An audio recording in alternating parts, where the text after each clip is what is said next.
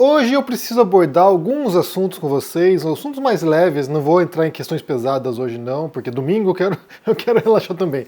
Então eu vou assistir com vocês aqui um vídeo de um casal de brasileiros que foi visitar o Walmart nos Estados Unidos e ficou deslumbrado com os preços dos produtos lá. Eu não vou botar o áudio original porque tem uma música ali com direitos autorais, então eu vou trocar de música, mas eu quero ver com vocês porque tem muita gente tirando sarro na internet desse vídeo aqui e eu quero ver. Vamos assistir juntos aqui. Assisto.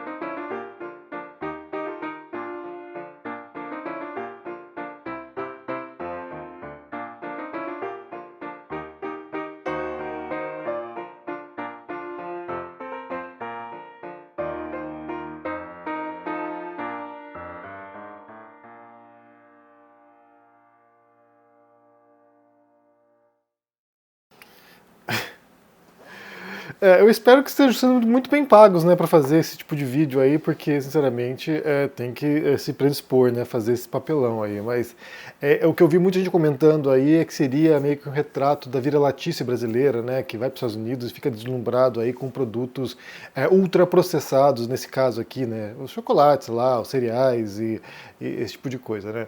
Bem, eu quero pensar algumas coisas com vocês sobre isso aqui, porque, bem, já estive nesse lugar, né, eu já morei nos Estados Unidos, então sei muito bem como é que é essa reação inicial, mas aos poucos o negócio vai desmoronando ali.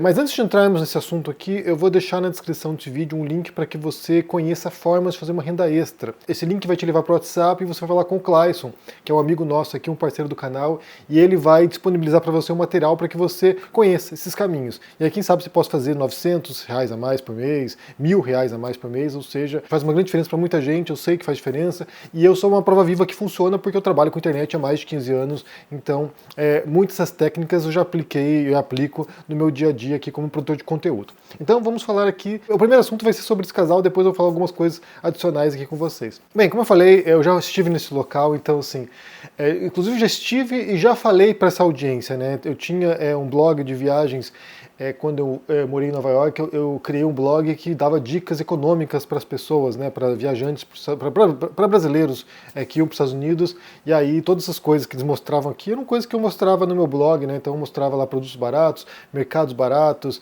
mostrava, sei lá, passeios econômicos, onde comprar roupa barata, então eu sei como isso faz diferença também para quem é turista, né, porque muitas vezes você acha que, na época pelo menos, tinha muita gente de diferentes perfis que faziam essa viagem, hoje em dia talvez o perfil seja diferente do que era, sei lá, em 2008 mais ou menos, mas muita gente ia para lá comprar eletrônicos, comprar celular, coisas eletrônicas que eram muito caras no Brasil e elas iam para lá para comprar mais barato.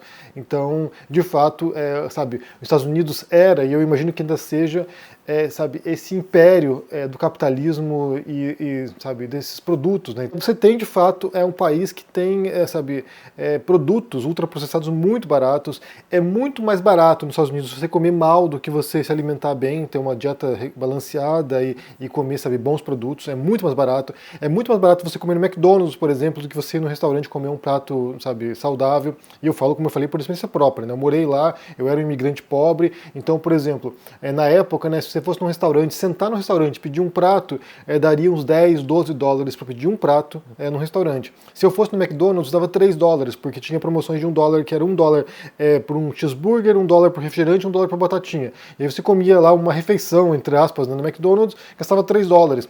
Tanto que se você for lá, né, for para os Estados Unidos, você vai perceber que redes de fast food geralmente são locais de pessoas mais pobres ou até de moradores de rua, pessoas que estão em condições de rua que vão comer nessas redes porque são muito baratas. Então é um país no qual o acesso ao frívolo, o acesso a coisa de baixa qualidade, o acesso ao supérfluo é muito grande, enquanto que aquilo que é essencial, aquilo que é, sabe, de boa qualidade, nem sempre é acessível. Você pode comprar um celular lá, um iPhone lá, um PlayStation lá, é muito mais barato do que comprar no Brasil, porém para você ter acesso a uma assistência de saúde, se precisar de um hospital, você vai desembolsar milhares de dólares, ou às vezes dezenas de milhares de dólares para um tratamento. Então, assim, você tem acesso a eletrônicos supérfluos, mas você não tem acesso à saúde básica. Essa é a realidade dos Estados Unidos. Você tem acesso ao fast food, a esses ultraprocessados, essas besteiras, essas bobagens, mas não tem acesso nem sempre à comida de qualidade. Então, eles estão deslumbrados aqui porque no Brasil costuma ser mais caro proporcionalmente, né? E aqui a gente fala também sobre poder de compra, então assim, por mais que no Brasil, eu até vi gente comparando, né? Mas o Pringles também custa equivalente a $2 no Brasil, na conversão, né? Então assim, se custa $2 lá, custa, sei lá, 10, 12, sei lá, R$ 15 no Brasil. Então assim, na conversão daria equivalente, porém tem o poder de compra, né? Seria como se no Brasil custasse R$ 2 e não R$ 15 ou R$ 12. Então, no poder de compra você percebe que nos Estados Unidos é muito mais acessível isso. Mas é aquela coisa, né? Primeiro você tem esse encantamento, esse deslumbramento quando você vai para lá, e aconteceu comigo, né? Eu tinha 20 e poucos anos quando eu fui morar nos Estados Unidos, você fica deslumbrado em poder comprar coisa, comprar coisa, e vai enchendo sua casa de tralhas. Mas passados alguns anos e quando outras necessidades surgem, aí você percebe que é um país que não te fornece o mínimo para você ter uma qualidade de vida, né? Eu até falava assim, nossa, eu não quero envelhecer aqui nesse país. Imagina ficar, sabe, idoso, precisando de um sistema de saúde, precisando de, sabe, uma assistência sanitária prolongada por algum tratamento aí de saúde. Você morre nos Estados Unidos, você morre, sabe, você vai lá, vai pagar uma fortuna. Então assim, não dava. E na época ainda não tinha lá o Obamacare. Depois houve algumas mudanças posteriormente, mas na época não tinha isso. Então dava uma insegurança tremenda em relação a certas coisas básicas mesmo, que era alimentação, que era saúde, que era algumas coisas mínimas que você, sabe, gostaria de pensar que haveria no império do capitalismo, né? Mas não há. Então assim, eles têm acesso às coisas, eles mostram ali comprar roupa barata, que também é produto já de exploração, né? Então assim, já é resultado, sabe, de produtos que vêm do Sudeste Asiático a preços de banana, e aí quando chega lá, você compra lá por $2, $3, né? Aqui na Europa por €2, €3, às vezes uma camiseta, mas você sabe que isso aqui é resultado da exploração de alguém, sabe, brutal em outro país, né? Então é isso. Mas só quis comentar porque eu vi muita gente criticando, e de fato há coisa para criticar ali, né? Acho que fica ridículo, né? Você vendo esse negócio assim, fica bem ridículo. Mas é compreensível às vezes quando você sai de um país no qual o dinheiro não tem esse poder de compra, então você sente que você não tem acesso a outras coisas. E quando você vai para fora do Brasil, quando você vai para, sei lá, Estados Unidos, onde é muito barato, dá sabe, os olhinhos brilham, mas depois você cai na real e percebe que é muita coisa supérflua, muita coisa de baixa qualidade, muita coisa que não tem valor nutricional nenhum, né? Então, assim, é isso. Então, eu entendo, mas olhando agora assim, dá um certo calafrio, assim, gente, que bizarro. Mas esse é o primeiro assunto de hoje, e eu quero aproveitar esse vídeo hoje para dividir com vocês algumas coisas que tenho lido, algumas coisas que tenho assistido, e aí dividir com vocês, né, algumas recomendações para a gente poder trocar umas ideias. Quem quiser mandar também recomendações de séries ou de livros, pode botar no comentário aqui embaixo, né? Então eu vou falar primeiro sobre aquilo que eu estou assistindo atualmente e dividir algumas considerações com vocês. Eu comecei a assistir ontem a uma série nova da Disney que se chama Alien Earth, ou seria os aliens na Terra, né? O Alien na Terra, que é da franquia Alien, que é uma franquia que eu adoro, eu assisto há muito tempo, né? Eu assisti quase tudo dos Alien. Eu devo ter visto tudo, na verdade. Eu maratonei tempos atrás todos os filmes do Alien e todos os filmes do Predador, e eu gosto bastante dessas franquias. E agora lançaram essa nova série que eu achei fenomenal, pra ser bem sincero, achei fenomenal. O segundo episódio nem tanto, mas o primeiro eu achei genial, sinceramente, assim, achei brilhante. O comecinho ali, os primeiros 5 minutos, é uma clara referência ao filme original do Alien de 79, né? O filme do Ridley Scott. Então, assim, ficou muito legal o ritmo da série, a pegada, o tema, né? Ali eles trabalham muito com essa questão, bem, a série toda a franquia do Alien trabalha muito com como nós somos esses predadores, né? E como a gente acha que a gente é o topo também da cadeia alimentar, né, dos predadores, e aí a gente encontra um predador pior que a gente. Então, assim, o Alien, né? O Alien. Então, mas trabalha muito com essa ideia, né, do capitalismo, porque são as corporações que fazem essas expedições para ir, sabe, investigar essas espécies alienígenas, e essas espécies alienígenas são muito perigosas. E aí quando você assiste outros filmes da franquia, como por exemplo o Alien Covenant ou Prometheus, você vê isso sendo explorado, né, a ideia de criar uma arma biológica. Então assim, é bem interessante você perceber essa pegada crítica em relação ao capitalismo mesmo, né, ao ultracapitalismo, e como nesse caso do Alien Earth você percebe que o mundo está dividido entre corporações e são elas que mandam. É o anarcocapitalismo, basicamente. O anarcocapitalismo com as corporações dominando. Na verdade, essa história dessa série é uma história prévia ao filme original de 79. Então, assim, a história do Alien lá com a Sigourney Weaver, ela se passa depois dessa história agora que está na Disney, que se chama Alien Earth. Bem legal, recomendo para quem curte esse gênero, para quem curte essa franquia. Achei muito, muito legal a pegada, assim, achei muito legal. Tem umas cenas bem interessantes ali do Alien atuando, assim, né, fazendo suas estragos ali, então vale assistir. E eu tô vendo também agora aqui, também em casa, a Wandinha. A Wandinha começou agora a segunda temporada, são 4 episódios apenas, e depois retorna para a terceira temporada lá mais adiante, acho que em outubro, se não me engano, ou setembro. Também tá bem legal, também dirigido pelo Tim Burton.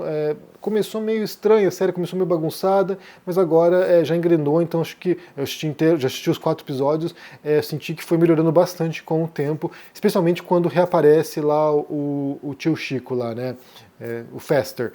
Então, assim, achei bem legal, assim, muito divertido, boas piadas, sabe, bastante inovador, na verdade, ali em algumas temáticas, o modo como abordou ali o tema macabro, atenuou um pouco algumas piadas que havia no passado, que eram mais sei lá, ofensivas, ou mais, sei lá, de mau tom, mas ficou bem, tá bem legal essa série, bem legal mesmo. Eu tinha minhas dúvidas se eles conseguiriam manter o tom da primeira temporada, mas voltou e com boas piadas. Acho que eu ri mais nessas segunda temporada do que na primeira temporada. E também quero mencionar com vocês o que eu tô lendo agora, né? Porque finalmente, quase acabou o mestrado aqui, agora eu já tô lendo outros livros que não os livros pro mestrado, né? Eu tava muito envolvido ali, lendo as obras pro meu trabalho. Quando terminar, porque agora falta defesa, que vai ser acho que em outubro possivelmente, quando terminar o mestrado, eu volto aqui para explicar como é que foi todo o processo, como é que foi a experiência do mestrado aqui na Espanha. E agora estou lendo outras coisas de novo, né? Eu voltei, na verdade, a reler uns livros que estavam parados, e eu estou lendo alguns livros de história por país, né? Separado por país. Eu acho que o nosso tema educacional, a gente acaba pensando alguns elementos de alguns períodos históricos, né? Sei lá, Roma Antiga, Grécia, Revolução Francesa, alguns momentos que fazem conexão com a história do país, com a história do Brasil, e eu imagino que muitos de nós têm pouca ideia do que, sei lá, a história integral da Índia, ou a história integral da Tailândia, ou a história integral da Argentina, que é vizinho do Brasil. A gente tem um panorama da história global, mas sempre pensando elementos de uma suposta história universal, que na verdade é uma história em grande parte europeia, né, ou da colonização europeia. Então agora o que eu estou fazendo é pegar por país e estudar a história desses países, mas eu estou fazendo isso ao longo dos últimos meses, antes do mestrado pelo menos, eu estava fazendo isso com alguns livros introdutórios que só para ver como é que é a pegada desses textos e como eles abordam questões mais problemáticas, né, sobre o colonialismo, por exemplo. Eu queria ver como esses livros introdutórios trabalham esses temas com o seu leitor. Então é interessante perceber isso, porque, por exemplo,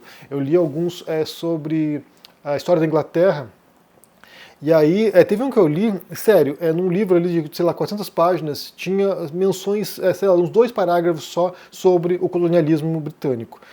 Para mim é um absurdo pensar um livro sobre a Inglaterra que não trabalhe sobre o impacto do colonialismo britânico na América, né, nos Estados Unidos, ou sei lá, na África, ou na Índia, por exemplo, né? Como é que se aborda a questão da Inglaterra sem falar do colonialismo? Então é interessante você perceber como os textos produzidos nesses países tendem a atenuar bastante o impacto que eles tiveram nas colônias. E aí eu li um de Portugal, que eu li rapidamente, mas eu estou lendo agora esse aqui, que é da Maria Cândida Proença, que é uma história concisa de Portugal. Eu comprei lá em Portugal a última vez que eu fui para lá, e tá bem legal, tá bem legal. Eu não cheguei na parte do colonialismo ainda, tô na parte da Portugal medieval, mas pelo que eu percebi aqui aborda bem a questão do Brasil, o impacto que teve a exploração colonial no Brasil e como isso também impactou na metrópole. Então eu vou chegar lá e depois eu até posso comentar, se for o caso, com vocês. Mas o livro está bem legal, um livro bem escrito, interessante, mas estou indo nem na metade, não estou aqui, mas sei lá, estou em 1/3 do livro. E também estou lendo esse aqui, que é The Shortest History of China, a autora é a Linda Jaivin, E aí é um livro contando toda a história da China, né? Você vê bem curtinho assim, mas é um baita de um resumão. E também é interessante para você perceber, né? Por exemplo, como eu falei, a gente só tem pensado, né, certos elementos das histórias dos países. E aí você pegar toda a história de, sei lá, uma história milenar da China e condensado num livro, você fica surpreso com a riqueza da história do país. É claro que depois tem que explorar outros elementos, caso queira aprofundar nisso, né? Vou procurar outros elementos ali para me aprofundar. Mas chegando no século XIX aqui, quando de fato há o impacto colonial na China, né? Quando o Império Britânico começa a injetar ópio no país para lucrar lá, e isso desestabiliza o país, né? Então é bem interessante essa coleção, inclusive The Shortest History. Já li alguns aqui sobre a Rússia, li um sobre a Alemanha, que foi bem interessante também. Li um sobre a Itália, então assim, é uma coleção bem legal e eles fazem um resumão assim, interessante, sem muito profundidade, mas também trazendo algumas reflexões curiosas, né, sobre esses processos históricos nesses países. Eu tenho vários outros livros com essa pegada aqui, eu tenho da Grécia que eu vou ler, e eu acabei de comprar um que é sobre a história da Índia, que também conheço bem pouco, assim, não conheço quase nada da história da Índia, e aí quero fazer essa passada. Mas aqui são obras bem introdutórias, aqui só para, sabe, ter uma visão panorâmica mesmo do que se passou nesses países, até porque, como eu falei, a gente tem pouca noção, né? Então, assim, a não ser que você seja historiador e tenha estudado de maneira específica cada um desses países, a gente tem só pinceladas do que se passou em países vizinhos, sei lá, Bolívia, Colômbia, Venezuela. Imagino que muitos de nós sabem bem pouco do que se passou nesses países, né? A história desses países e como a gente tem também um destino compartilhado, muitas vezes com países latino-americanos ou com outros países que foram alvo de colonização, né? Eu quero ouvir de vocês o que vocês pensam sobre primeiro, né, sobre a história, desse casal aí nos Estados Unidos, todos deslumbrados, né, porque podem comprar ultraprocessados baratos, né, e aí, assim, como eu falei, eu até entendo, né, o deslumbramento, porque no Brasil tudo é muito caro, né, essas coisas, né, sei lá, Pringles, essas batatinhas, essas coisas que industrializadas são bem caras no Brasil às vezes, então como é que vocês entendem isso aqui? Mas por outro lado, por mais que eu compreenda, me parece bem ridículo ver assim, né? Eu acho que, não sei, é meio patético o negócio. E também se você tem alguma recomendação de leitura, né? E só uma última recomendação que eu também quero dar para vocês, que me marcou bastante, que eu assisti recentemente, o musical Hamilton, tá na Disney também, que é um musical um musical composto pelo Manuel Lin Miranda, e conta a história do Alexander Hamilton, que é um dos pais fundadores dos Estados Unidos, né? É um dos que ajudou a redigir a Constituição, é um dos primeiros grandes debatedores sobre o que seria o novo país dos Estados Unidos, isso após se tornar independentes do Império Britânico. E aí é um musical bem legal. Eu estava meio receoso de assistir, mas eu assisti e fiquei bem impactado, assim, é uma história bem comovente.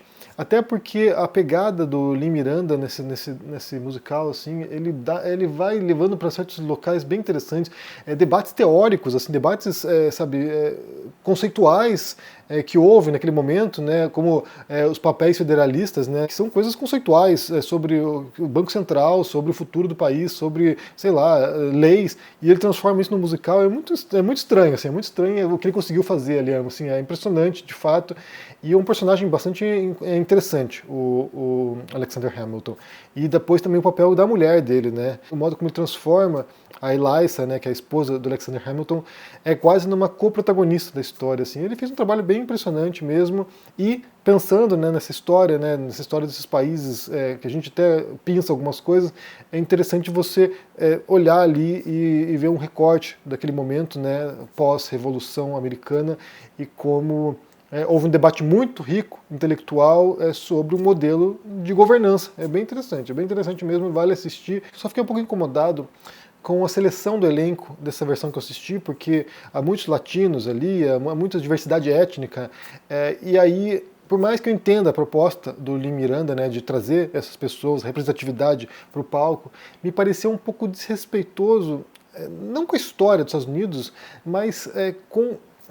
Como é que eu vou explicar isso aqui? Com o contexto da história, porque assim, ele representa ali o Thomas Jefferson como um ator latino, se não me engano, e o Thomas Jefferson era senhor de escravos, sabe? Então assim, você pega ali pessoas que eram escravagistas, né? Alguns deles escravagistas ferrenhos mesmo, que defendiam a escravidão como modelo econômico, e retratar esse senhor de escravo com um ator negro, eu não sei, me causou um pouco de incômodo ao pensar nisso, né? Me pareceu um desrespeito com a população negra, na verdade, mas compreendo a crítica, compreendo como isso, ao trazer esses atores para lá, ao trazer essa representatividade para o palco, ele está desconstruindo essa história e tentando mostrar, olha só, nós somos produtos disso, né? Mas ao mesmo tempo me pareceu, não sei, deu uma sensação estranha, para ser bem sincero. Bem, eu quero ouvir de vocês aqui o que vocês pensam sobre essas histórias. Deixe aqui embaixo no comentário, deixe o joinha, se inscreva no canal aqui ativando o sininho. Isso é muito importante para ajudar aqui no engajamento. Se torne um membro ou apoiador para dar uma força. E se quiser conhecer formas de fazer uma renda extra, vou deixar na descrição o link, vai lá, confira e quem sabe posso te ajudar aí. Boa sorte. Um forte abraço e até mais. Tchau. Em 2025, o despertar volta ainda mais incrível, mais necessário, mais revolucionário, mais ICL do que nunca. Chegou a hora de pôr a mão na massa, conspirar e agir, de se unir a milhares de pessoas que acreditam que chegou a hora da mudança e que ela só depende de nós. Despertar 2025, a revolução necessária. Viva esse encontro histórico com toda a comunidade ICL.